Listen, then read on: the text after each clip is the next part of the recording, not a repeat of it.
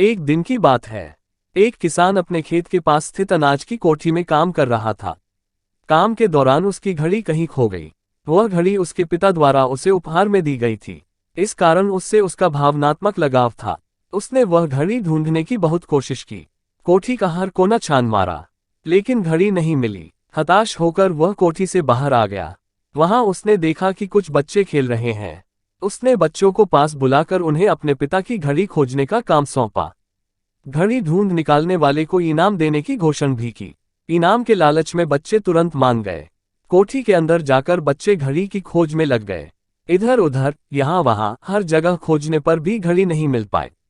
बच्चे थक गए और उन्होंने हार मान ली। किसान ने अब घड़ी मिलने की आस खो दी। बच्चों के जाने के बाद वह कोठी में उदास बैठा था। तभी एक बच्चा वापस आया और किसान से बोला कि वह एक बार फिर से घड़ी ढूंढने की कोशिश करना चाहता था।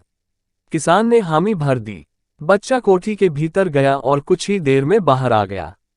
उसके हाथ में किसान की घड़ी थी। जब किसान ने वह घड़ी देखी तो बहुत खुश हुआ। उसे आश्चर्य हुआ कि जिस घड़ी को ढूंढने में सब नाकामयाब रहे, उसे उस बच्चे ने कैसे ढूंढ निकाला। पूछने पर बच्चे ने बताया कि कोठी के भीतर जाकर वह चुपचाप एक जगह खड़ा हो गया और सुनने लगा।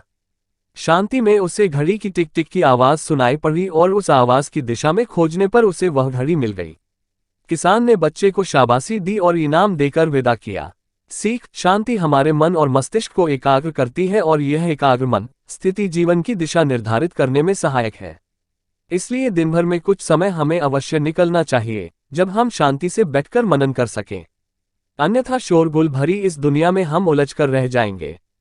हम कभी न खुद को जान पाएंगे न अपने मन को। बस दुनिया की भीड़ चाल में चलते चले जाएंगे। जब आंख खुलगी तो बस पछतावा होगा कि जीवन की ये दिशा हमने कैसे निर्धारित कर ली। हम चाहते तो कुछ और थे, जबकि वास्तव में हमने तो वही किया जो दुनिया ने कहा। अपने मन की बात सुनने का तो हमने समय ही नहीं निकाला।